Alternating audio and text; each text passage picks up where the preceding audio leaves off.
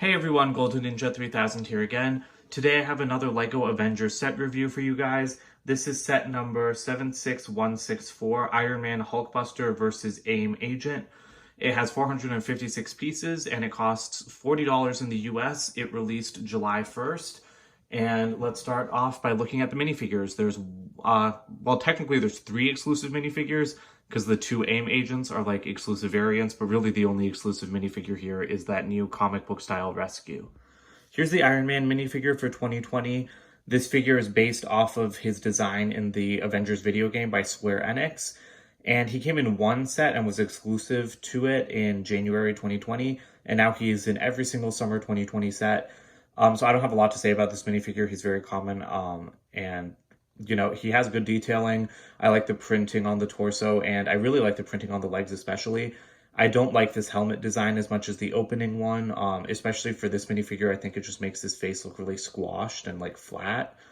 Again, I far prefer the opening one. Like, I do appreciate this helmet when they're going for a sleeker design. Like, I think this helmet works great for both versions of Rescue, but I really just think it makes Iron Man look puffy, and then like for characters like War Machine, it's just not bulky enough. And then he does have some nice back printing, as you can see. And the face underneath is the same Tony Stark head that they've been using since the 2018 Infinity War sets, with the blue heads-up display. And then on the back, there's just a normal smiling Tony Stark face. All right, so here's the new comic book rescue minifigure.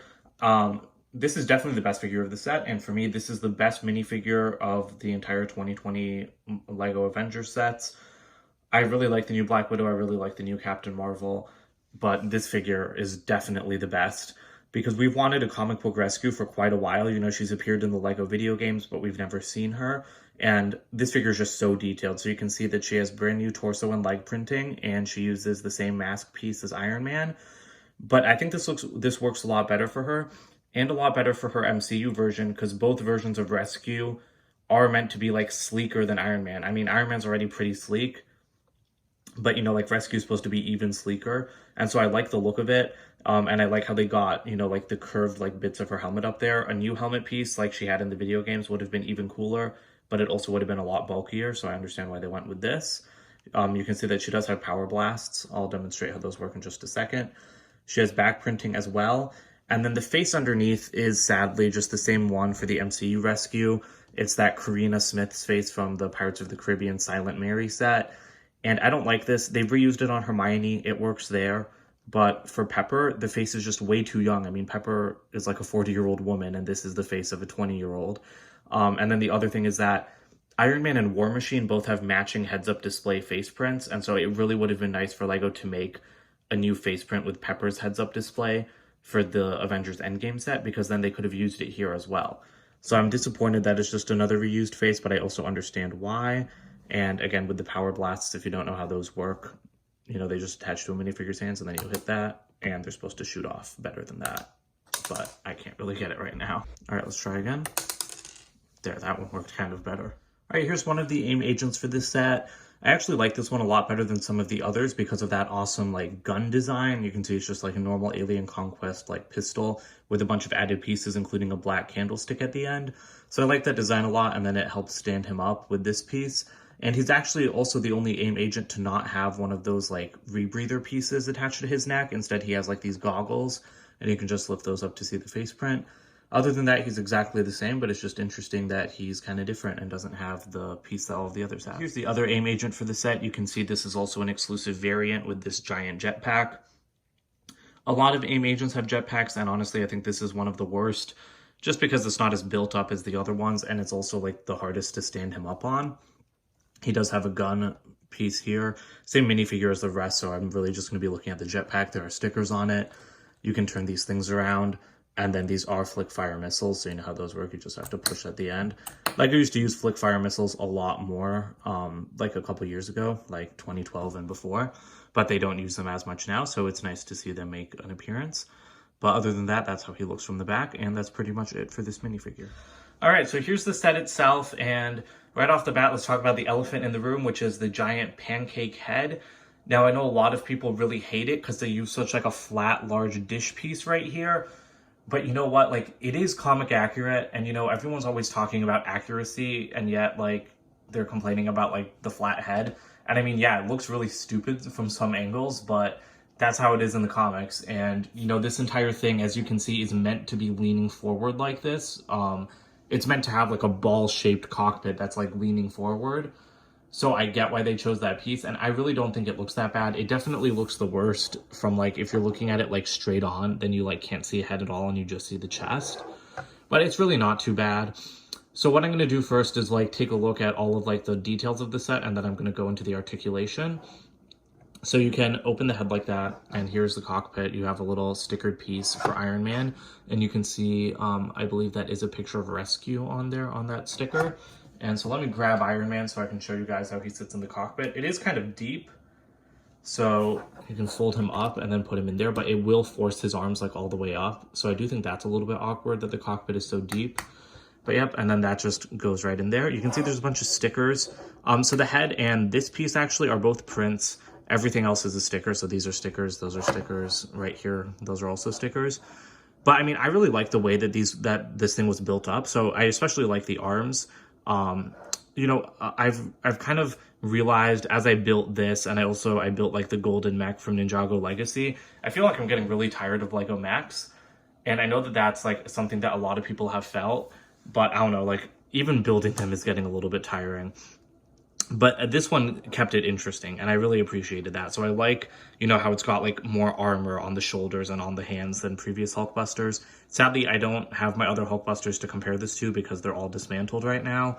But I'll try to do a comparison at some point, like in the future. But I'm talking like a few months from now, because I don't think I can rebuild them right now. But yeah, and then spinning it around, you can see they even have a lot of detail on like the backs of the legs, which I really appreciate.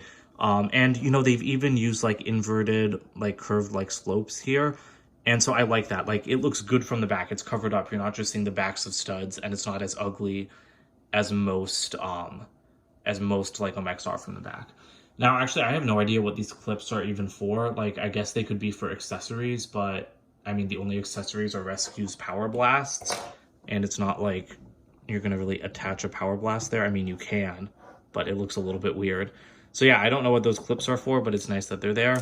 These pieces can move forward and back. I don't know if these are supposed to be boosters or anything.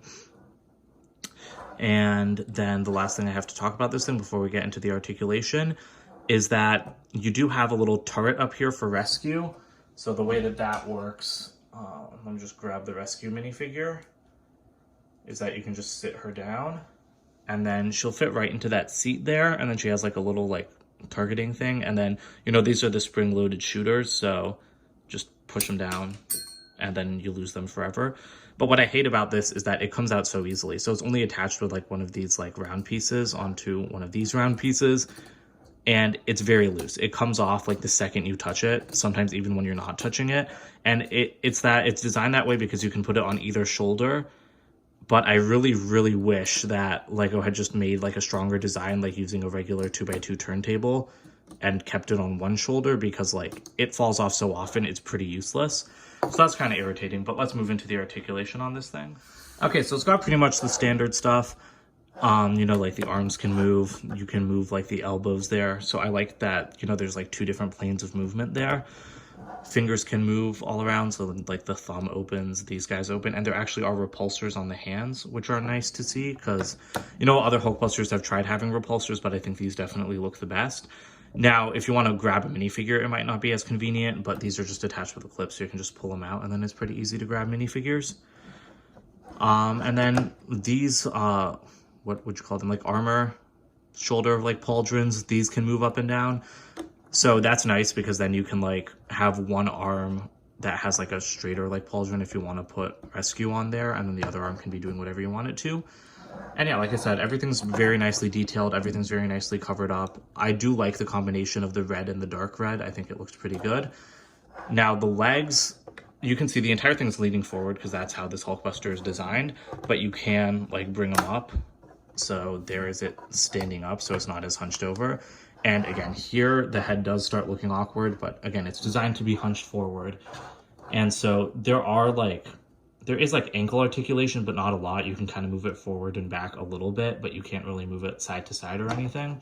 There is toe articulation. I like it when they have these on the Hulkbusters because it just makes them more stable. You know, like you can put them in different positions and they can like stand on their toes a little bit more.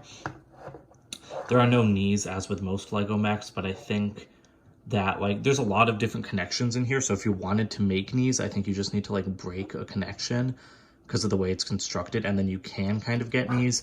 I saw that in Jane Brix's review, so you guys might want to check that out if you're interested on how to make this like have knees without having to modify it. And then, you know, they can like splay out like this, so you can make them do the splits, and then again they just move forward and back. So yeah, that's pretty much it for the articulation, but again, you can like kind of get some decent poses out of this, especially with the toes. Like, it shouldn't be too hard to get it into a running pose if you like get the arms up enough. I haven't really tried to pose it around too much and it just broke off a finger. But again, like I feel like that's a pretty extreme pose and I got it to stand up in just like a minute. So yeah, like that's a really good look. Again, like I said, I haven't really tried posing this, so for our first try, I think that's pretty decent.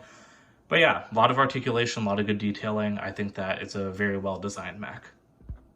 Here are the extra pieces for this set, pretty much what you'd expect. Extra spring-loaded shooter bolt, I like the extra bar, and then like the gunmetal gray lightsaber hilt. And as always, you get an extra like rebreather piece for the A.I.M agents. So let's move on to the box and instructions. All right, here's the box for this set. I mentioned in my haul video that I thought that it was smaller than usual for a $40 set. Like, it just seemed like a really weird size because $40 set boxes are square like this, but I feel like they usually have a much bigger surface area. But then I started to doubt myself and I was wondering if like that was really like a thing, but it definitely is because I'm pretty sure this is like a more $20, $30 box size, but I'm also not sure it's anything I've seen before. So for example, I have the Wonder Woman set box here from Wonder Woman versus Cheetah, and you can see that it's like much bigger than this one, but like only, it's like not much bigger, but it's slightly bigger. But I mean, I feel like it makes a big difference. And so I don't know like why this box is such a weird size. And I know it's something that most people won't care about, but I just thought it was weird because, you know, I get a lot of Lego sets and I don't think I've ever seen a box this size. But anyway, yeah, there's art on the front as usual. And then on the back, there's like a look of the Hulkbuster standing up more instead of being hunched over, and just like, you know, its articulation and everything. And oh, I think I forgot to mention in the review, so I'll mention it here, but it actually does have waist articulation, and I only remembered to mention that because I saw it on the box. But yeah, I completely forgot about that. But yes, the waist articulation is very nice as well. Here's the instruction manual. Now these do seem to be a normal size. I like that ever since LEGO rebranded like their superhero boxes with the characters down the side, I like that the characters also appear on the instructions. I think it looks really nice. There's the typical win thing at the back. I wonder why they don't have a superhero win for like the superhero sets. And there are ads here. So this is an ad for like the summer sets with the Helicarrier Tower and the Hulkbuster. And then these are an ad for the January Spider-Man sets with the one summer Venomosaurus ambush set thrown in. And that's it for the ads. The rest of it is just, you know, the build. All right, so now it's time for my final thoughts. So as I said in the review, I do think that this is a pretty good build. The head is a little bit weird. I've chosen to leave it at this angle so you guys can see that, you know, as much as I don't think the head is a real problem, it does look weird if you're not going to have it angled forward the way it's supposed to be. But, you know, I really appreciate that they printed the chest piece. The head I would have always expected to be printed, but I would not have expected the chest piece to be printed. And the minifigures are pretty decent. You do get two A.I.M agents, but at least they're both like interesting variants. This one has a new jetpack, and then the other one like has goggles and a new weapon. And obviously Comic Book Rescue is the #1 reason to get this set. If you want that minifigure, then I don't think you'll regret getting this set. It's a good build. Again, compared to the past Hulkbusters, I don't know, because this one is bigger, so there are more things that you can do with it, including that waist articulation that I forgot to talk about until the end. But, you know, the other Hulkbusters didn't have that. And I do like bigger mechs, you know, like I feel like I'm getting tired of like the smaller mechs. And I said that, you know, that like while I was building this and like that golden mech from Ninjago, I was thinking like, wow, I'm just tired of mechs. But I mean, after finishing both this and the Ninjago one, I really ended up liking them a lot more than I did when I was building them.